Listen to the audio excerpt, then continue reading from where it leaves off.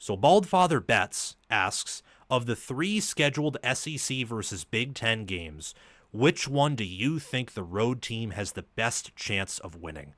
That's a great question. It's a very creative topic and one that I wanted to spend some extra time talking about. So in the Big Ten versus SEC challenge, I guess you could call it, where in weeks 1, 2, and 3 we have 3 games between SEC schools and Big Ten schools. We have Texas traveling to Ohio State, Michigan traveling to Oklahoma, and Wisconsin traveling to Alabama. So between Texas, Michigan, and Wisconsin, which of these road teams has the best chance to overthrow the team that's hosting them? And we're going to just come right out of the gate, and I'm going to tell you which one I think has the best chance. And then we'll go to the next one, which I think is a little bit closer to the team with the best chance than the team with the worst chance.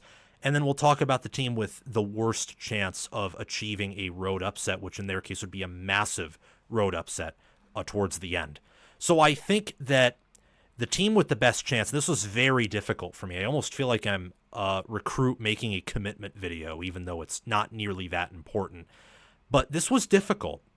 I had to look at the rosters in depth, the projected depth charts, and think about even the times the game kicked off, or likely are going to kick off, to make my decision as to whether the Longhorns or Wolverines had the better chance of beating either the Buckeyes or the Sooners on the road. And ultimately, I came to the conclusion that, well, I think that Texas and Ohio State, that's the most likely game where the road team is going to win. So most likely here, Texas over Ohio State. It's likely a noon game in Columbus at Ohio Stadium. A big noon kickoff, whether you agree with them or disagree with them. I disagree with them personally. I think big noon kickoff is at this point, it's a great disservice to the sport. It used to be a good thing, but I think Fox overplayed their hand, and it's clear all they care about is views and having, non-competitive big games. And by that, I mean they're not competing in terms of time slots. So why not have a game at noon? If all you care about is maximizing viewership in your big games, host them at noon, while the SEC and ACC and the Big 12 typically will host them later, typically will air them and broadcast them later. It may be a little bit of a smart strategy, but I think it'd be an even better strategy, better for the sport, and probably wouldn't be all that much worse for the pockets, maybe even better there, to have some of these games be played at night and still have Fox orchestrate them and broadcast them and provide color commentary and analysis, whether it's Gus Johnson, Joel Klatt, or any other crew they have. But I do think that Texas over Ohio State is the most likely game out of these SEC Big Ten games where the road team will emerge victorious, and I'll tell you why. So a way too early preview of both of these teams. I think Texas' biggest questions are how good is Arch Manning, who are the other X-Factor players on offense, because they lose Matthew Golden, they lose much of their offensive line, they lose Gunnar Helm, and what's up with their red zone offense. Also, what's up with their kicker. They did get a new kicker in the portal, so I think that question is mostly answered, but Auburn was extremely reliable one year, and the next year he wasn't. He's now at Miami. Mason Shipley, I believe, from Texas State is going to be the Longhorns starting kicker, either him or I believe Will Stone, maybe Jack Stone. Forget first name there. But those are the main questions for Texas. It's all about QB, and it's about the offense and whether or not the offense can flow together. Sark is a great play caller, but his offenses over the past 2 years have not quite been elite or even near elite caliber. You see the moments, you see the talent, but there's just something missing. For Ohio State, I think their questions relate to the offensive line, the defensive line, and their coaching staff. I've gotten a lot of pushback from Buckeye fans about their offensive line, so I'm not going to dive too much into that because I think it's a moot point here. We're going to have to figure that out at the beginning of the season. But ultimately, I am not extremely optimistic about it. I think it's going to be average. I think it's probably by Buckeye standards subpar. I also think that the skill position players and QB, if Sayin has good pocket presence, is going to make it look much better than it is. And therefore, it won't matter as much as if even Texas had that same caliber of O-line because of the skill position talent that Ohio State has. But there's new staffers, new DC, new OC. The defensive line lost all of its starters and some rotational players. Depth there has been, I would say, a concern for Ohio State staff very openly. It's very explicitly been a concern. I still think the offensive line implicitly has been a concern given how they've still offered players in the portal, even some true freshmen from other schools, like a 3-star from West Virginia. I don't think you do that if you have good depth on the O-line and you like the future of that room, but that's just me. Texas's questions, I think in a matchup like this, are much more maneuverable. You can move them around. You can move it to the side maybe for a game, or even straight up negatable. You can just kind of ignore them compared to Ohio State's. Texas has recruited better on the O-line. They have done a better job of rebuilding and reloading on their D-line. They also returned Colin Simmons. Ohio State's concerns are just related to staff and related to trenches and a little bit of even corner consistency. For Texas, it's about, I think, upside at defensive back, losing Andrew Makuba, losing Jahdae Barron, and then you have on both teams, I would say, but especially Texas, because they don't return Caleb Downs or Jeremiah Smith, some questions about player experience. Texas, on their O-line, is going to have some humps to get over in regards to experience, but they're much more highly recruited. Kyle Flood has done a better job of developing than Justin Fry did at Ohio State. Again, if you disagree with me or think I'm an idiot for saying that, you can say so, but watch the CFP run and tell me when there was a big play when there wasn't a running back or tight end in protection. As for Texas, they had some issues on the O-line last year, some injury concerns, not the same as Ohio State's, but it also didn't help them. They had Quinn Ewers at quarterback, who did not have the same pocket presence as you would expect from a player of his caliber. So Arch Manning is probably the biggest question for Texas in this game. How does he handle the road environment? His supporting cast is a question to a certain degree, but I would say it's the same with Ohio State and Julian Sayin, for example. There's a lot of unknowns here, but it's the same actually for the other two SEC Big Ten games as well. Texas brings in 36 players, 4 5-stars, 18 4-stars, 14 3-stars, a 92.14 average rank per commit per 24/7 Sports Composite. I think a breakout candidate for Texas is CJ Baxter, who got hurt, and tackle Trevor Gooseby, who had some experience last year. If you can't tell, and a lot of this is actually due to recruiting, but also in watching these teams and their offensive lines over the past 2 years, I give benefit of the doubt to Texas's O-line. And I also give it to their D-line because of how many transfers they brought in, some of whom actually played rather well last year. Ohio State did not do the same things and actually trended towards the opposite direction on both fronts. And Texas under Sark, even though Sark's known to be, an offensive guy, wide receivers, quarterback, that's what he was known for at Alabama, known as a QB guru overall, he is willing and able to pound the rock if he wants to. And that's something Ohio State's going to have to figure out to stop, along with Arch Manning's mobility, his arm strength, and Texas has some good wide receivers too, like Ryan Wingo, for example. Ohio State, though, can win, absolutely. I'm not telling you who I think is going to win or lose here. I think Ohio State for sure has an advantage at safety. They have the 2 best players in college football, who I know some people think Arch Manning already is one of the best players in college football, but he's not. He has to prove himself. Ohio State has the 2 best players in football in Jeremiah Smith and Caleb Downs. I think Sayin's a breakout player. I think he's going to be really good there in year 1. I think it's ridiculous that some people don't think he's a top 5 Big Ten QB. Quarterback with Ohio State, I give more benefit of the doubt to than anyone else in the country, minus maybe USC QBs under Riley. And even then, Miller Moss, Jaden Mayava were not the typical Lincoln Riley QB last year. Right now, Ohio State is trending toward that number one spot for college QB play, and they've always been up there under Day for NFL development as well. Right now, they're also trending towards, I would say, being number one there too. They bring in 36 players as well, average rank per recruit of a 97.1, 3 5-stars, 18 4-stars, 15 3-stars. I think that Bo Jackson, not James Peoples, not CJ Donaldson, they'll be good, but I think Bo Jackson's really going to be the epitome of a breakout player as the season goes on. Just heard that from some Buckeye people and friends that I trust. I think Arvell Reese is going to be an All-American linebacker, and I think that's going to be the case basically from day one.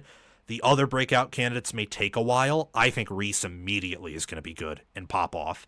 And then I also think Devin Sanchez is going to be an impact player and a breakout candidate. Ultimately, look, I mean, this game, it's going to be close most likely. That's what the spread at least indicates, in Ohio State being favored by 3 right now. But I will also say that I think Texas has some definitive advantages here, compared to Michigan over Oklahoma, or compared to, the other game, Wisconsin over Alabama, where I don't know if Alabama has many disadvantages to the Badgers. But when I looked at the matchups between all of these teams, I looked at Ohio State and Texas, and while Ohio State has questions at both D-line and O-line, Texas has questions there, but more in relationship to experience. I mean, over the past 2 seasons, they have not had... They haven't had the same talent on D-line that Ohio State has, and they've produced at a similar level, and they've been deeper there, and especially at D-tackle. And then you look at their O-line, and their O-line 2 years ago was elite at running the ball. I don't know exactly what happened last year, but I think part of it may have been the fact that they had some injuries. More importantly, it may have been the fact that their running back room was pretty inconsistent with Wisner and Blue. Baxter was viewed in the preseason as definitely better than them. So I think this is the most likely game where the road team comes out on top in the Big Ten SEC Challenge is Texas over Ohio State. I like Texas's defense more. I do like Ohio State's offense more, but I think that Texas will do a better job and also has an easier time of replacing what they left. Will Howard was way better than Ewers last year at the end of the year. He was just healthier. He had better pocket awareness, and his skill set naturally fit Ohio State more than it fit Texas and what Texas needed. Ohio State has and had way better receivers and had the better player on defense. And they had an elite, awesome D-line, but a D-line that didn't rotate as much and couldn't rotate as much as the Texas one. And then you look at the portal. Texas has brought in a better overall portal class. So I think the Longhorns can win. In fact, I would go as far to say that while I'm very far away from picking the winner of this game, very far away from it. In fact, mentally, I almost have a harder time seeing Oklahoma beat Michigan than I do seeing Ohio State beat Texas. I can easily see Ohio State beating Texas mentally. I have a harder time mentally seeing Oklahoma beat Michigan. However, looking at this analytically and trying to factor out like my own eyes or imaginary eyes, Texas on paper is I think right now better team and a better suited team to show up in week 1 and fight a war than Ohio State is. If I'm wrong on that, then I'm wrong, but this isn't a prediction segment. This is just me kind of doing a way too early preview and saying which team is more likely to win than another team in a conference versus conference challenge. This isn't even a prediction segment. So let's move on to the next most likely, that being Michigan over Oklahoma. So this one, mentally, I have an much easier time seeing than Texas over Ohio State. That's because Steve Sarkisian has only beat one FPI top 10 team in his career with Texas. And that's also because Ryan Day is, one of the best head coaches in the country. Meanwhile, Oklahoma has been basically a disaster under Brent Venables. I mean, even in their best year, they had a bad loss to Arizona in the bowl game. and then back-to-back losses against Kansas and Oklahoma State teams they had no business losing to. And Venables has had 2 6-7 seasons. Michigan's coming off of an 8-5 campaign, but Michigan roster-wise, you still have some elements from that 2021-2023 team. Michigan has recruited at a similar level, and I think a better level than Oklahoma, especially recently, and they've evaluated better and I think developed better. And by recently, I mean this most recent class. Michigan way out recruited Oklahoma. The prior seasons before that, Oklahoma recruited better. But Oklahoma's had some areas where it's like, wow, they're really messed up. Same thing with Michigan. But Michigan brought in a 5-star QB to try to fix that. Oklahoma brought in John Mateer. Oklahoma also brought in some more offensive linemen to start. Michigan brought in like 1 or 2 as mainly depth pieces, but none of them are projected to start. Oklahoma brought in some receivers. Michigan did too. These teams are kind of the Spider-Man meme in a sense, except Michigan is, I would say, in terms of talent, better than Oklahoma at probably every position except for safety and wide receiver. Oklahoma, though, has a lot more proven capability at quarterback, at running back as well. Actually, that's an area where they're also more talented in with Jaden Ott, for example. And they have a more proven staff because they've been around for longer. Martindale showed promise late last year as the DC of Michigan, but Venables has been a better DC in college. And Bill Bedenbaugh, I still think, is a good O-line coach. Just had a bad unit last year. Grant Newsome, for example, isn't proven there. And you could go on and on and on. I think Ben Arbuckle and Chip Lindsey, the OCs for both teams, are pretty similar as well. This will likely be a later kickoff. That was a factor in why I didn't choose this game as the most likely matchup for the road team to win over Texas versus Ohio State. Because the noon kickoff, what that will do, especially in Ohio Stadium, where I have seen their games at noon versus night, there might be like a touchdown disparity in terms of home field advantage. Ohio State at night's electric. At noon, it's honestly kind of dead and disappointing. So that really benefits Texas. Here, a 6:30 p.m. kickoff, it's going to be loud. Oklahoma fans are going to be about as desperate as I would say Nebraska fans are to earn a win. And it's Underwood's first road start against an elite defense. All of that tells me that at least on paper, and with chalk, Oklahoma has a better chance at beating Michigan probably than Ohio State has at beating Texas. Could be wrong, again, but let's look at this here. So I think that both of these teams, as I mentioned earlier, are very similar to each other. I think the questions are both on the offensive side of the ball. For Michigan, I think it's more QB-centered, but Oklahoma still has questions about their quarterback. How elite can Underwood be in year one is the question that will define Michigan's offense. And where are the new NFL freaks if they have any? Because Michigan lost 3 first-rounders, and if Will Johnson wasn't hurt, they would have had 4 first-rounders. If Josiah Stewart maybe plays better in one game, he may have been a first-rounder or second-rounder instead of a, I think, fourth-rounder. They had so many good NFL-caliber players last year, and they lose them. For Oklahoma, they lost a lot of their wide receivers that got injured. Their wide receiver room should have been one of the best in the nation last year. A lot of them got hurt. That derailed the offense along with the O-line being bad, and things just fell apart, to be frank. So is that fixed? Because wide receiver isn't going to be as good as it should have been last year. But the O-line can be better, and that combined with Ott and Mateer can produce something that's explosive and fun to watch and that can win you games. But the other question is, how does John Mateer adjust to the SEC? He was playing Mountain West and Pac-12 defenses. Those are not SEC defenses. They're also not Michigan's defense, which projects to be better than most SEC defenses. So that is something where I think these teams are also fairly similar. Is, yes, Underwood will be playing a Venables defense on the road in his first ever road start, which is tough and definitely tougher than what Mateer has to do. But Mateer also has to play against the best defense he's ever seen in his life, outside of maybe the Oklahoma defense in practice.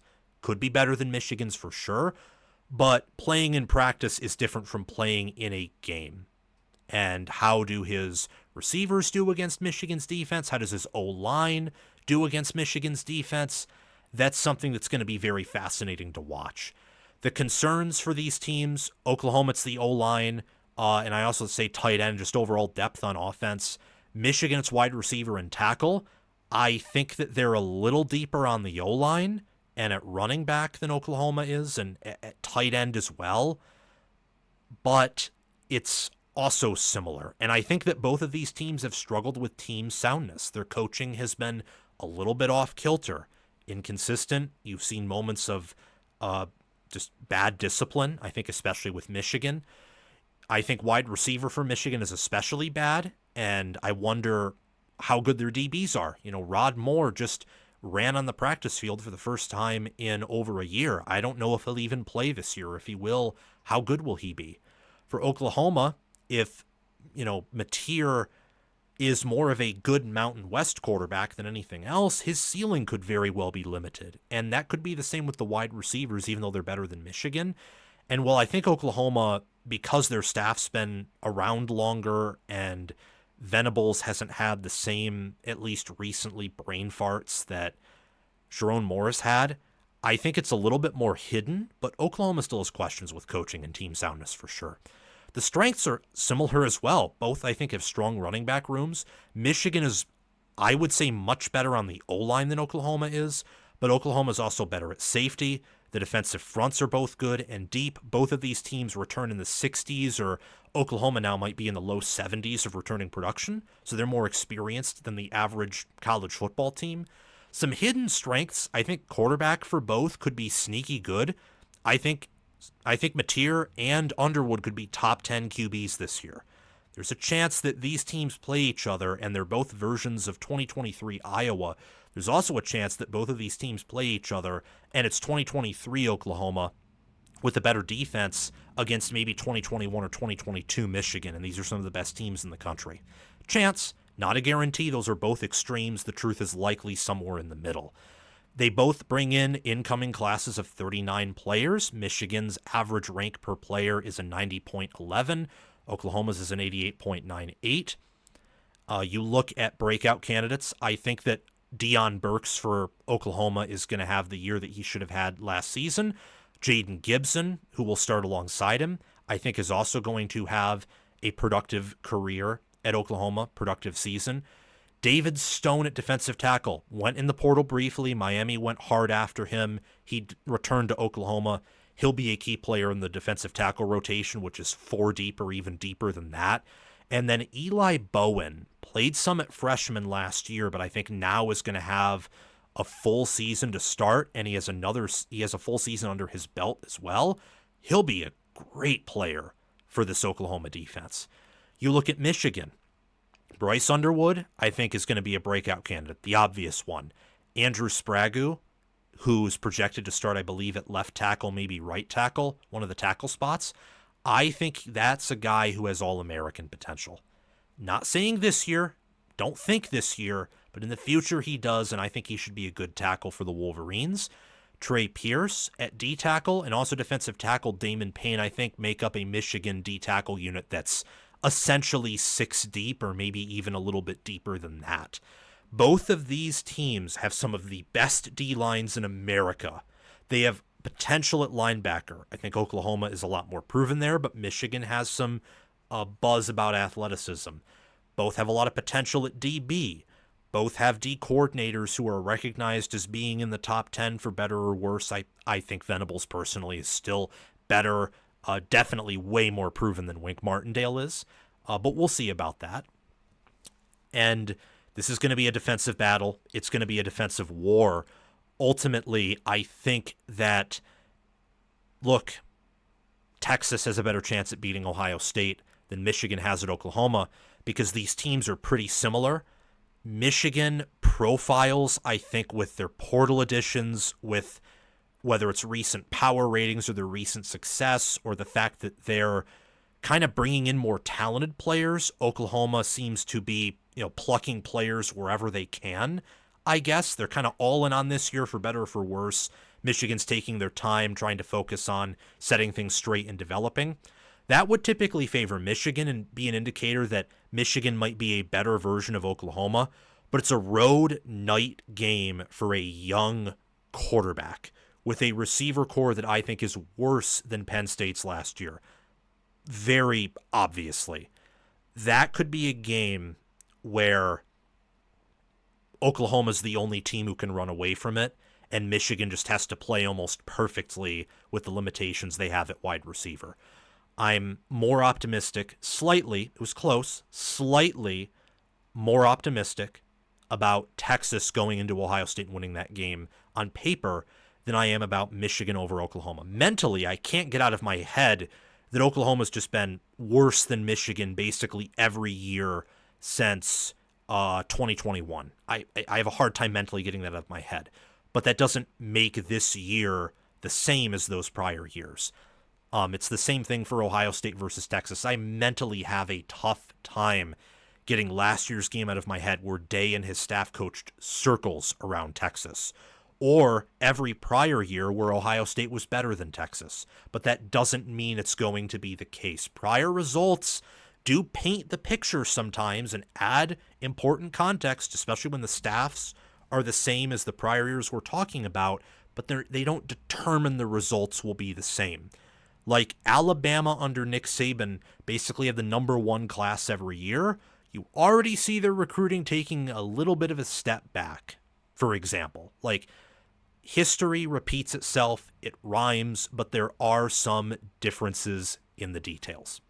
Okay, up next, and then we'll move on to our next topic here. Wisconsin over Alabama. Not likely. Probably going to be a later kickoff as well. Don't think this will be a noon kickoff. Could be, but I don't think so. I imagine Alabama would want this to be a night game, or at least a game that's not at noon. Regardless, I don't think it's all that likely. And we're just going to briefly go over this because I don't think it's likely. So the Wisconsin Badgers are coming off of a 5-7 campaign. Alabama's coming off of a 9-4 campaign. Wisconsin's played one of the toughest schedules in America. Alabama played a pretty tough schedule last year. But where is the advantage for Wisconsin? That is what I ask. When you look at the way too early preview of these teams, people are asking questions, including myself, about whether Luke Fickell's career is already dead in Madison. Meanwhile, the Kalen DeBoer era, I think, still has some energy and some heft to it. I look at Wisconsin's defense and just how bad it was against the run last year. I am not high on Alabama's O-line. I think Alabama's O-line preseason actually might be one of the most overrated units in the entire country. Tyler Booker was their best lineman by a mile. They lose him, and I loathe Chris Kaplovich. I watched his O-lines at MSU. They could not punch a hole through a single sheet of toilet paper. They were that weak and pathetic. I know he has better talent, way better strength and conditioning than what he had with Mel Tucker, but still, I don't like him as their O-line coach. I don't. Good recruiter, but development, I don't think so. And it's just, he's not Tyler Bowen level recruiter, for example. And I think Bowen's also a better developer as well, even with his limited experience as an O-line coach. So all that being said, I'm not the highest person on Alabama in the world, and I still think this is not a win for the road team in this SEC Big Ten game. The Wisconsin Badgers will be double-digit underdogs. Can they win? Yes, I think this will be the best team that Luke Fickell's ever had at Wisconsin. There's a chance this Alabama team's worse than last year. I think more likely than not, though, it'll be pretty similar. Could be better.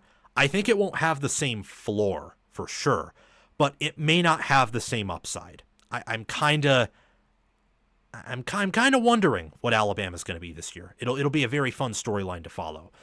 Quarterback's the concern for Alabama, I think, along with some trench depth. I think their staff's underwhelming for the program that Alabama is. But running back with Jam Miller, wide receiver with Jeremy Bernard, with Isaiah Horton, and especially Ryan Williams. That's one of the best receiver groups in the country. You look at Justin Jefferson. You look at Deontay Lawson.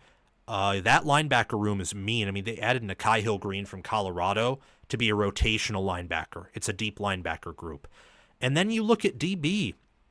You know, DB for Alabama, I think with Keon Sabb, with Damani Jackson, with Zabian Brown, Deshaun Jones, it's a unit with a lot of potential. They were young last year, had some struggles early on, but I think they can be really good this year. And I think that Kane Womack is a good defensive mind.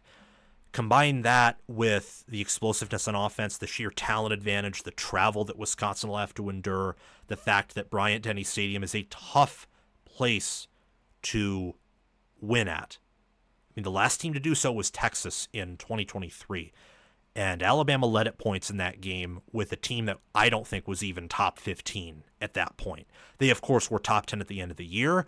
At that moment, I think a lot of teams in week 2 could have waltzed into Bryant-Denny Stadium and beaten that team, not just Texas. It was an impressive win by Sark, especially with how they closed it out. However, I think that, like, from that year, Oregon, well, I don't know about Oregon, but Michigan and Ohio State for sure, I think, could have went in there and won. And imagine Manny Diaz's Penn State defense from that year. Penn State may have not been able to cross the 50 that whole game on Alabama's defense, but they probably could have beaten Alabama with pick sixes and special teams plays and getting field position from turnovers and sacks. So all that being said, Alabama has not had some of their brighter seasons in recent memory, and teams still can't beat them in Bryant-Denny Stadium. Wisconsin is not 2023 Texas. They're not Georgia from last year. They are not South Carolina even from last year, and South Carolina nearly came in and beat Alabama. So ultimately, I think that this is unlikely, but Wisconsin is strong at wide receiver. I think that their offensive line is going to be one of the few lines that can handle this Alabama defense, and I think that D-end, DB is strong, and depending on whether or not the transfers pan out, their whole D-line could be good. Billy Edwards could work out. I still think Fickle has potential to be a great game manager, and Wisconsin seems to be all in this year. So looking at the Badgers, I think that Brunner at guard, Kekahuna at wide receiver, Corey Walker at D-end, and Javier Suggs, former LSU D tackle, now with the Badgers. I think those are some breakout players who, especially in this game, can kind of have their, homecoming, coming out party moment. But it's not likely, guys. It's absolutely not likely. Alabama should win this game and win it rather convincingly, in my mind. And unlike the other two where I didn't make a prediction because I think it's close enough, this game I can make a prediction and say early on I think Alabama should win, and they should win convincingly. But there's also a part of me that thinks that with Wisconsin and how they're the strongest in the trenches they've ever been, they have some returning experience, and if Edwards doesn't get hurt, they'll have their best quarterback in a mile under Fickle. They could come in and make this close, or maybe they could pull off the upset here. We'll just have to wait and see.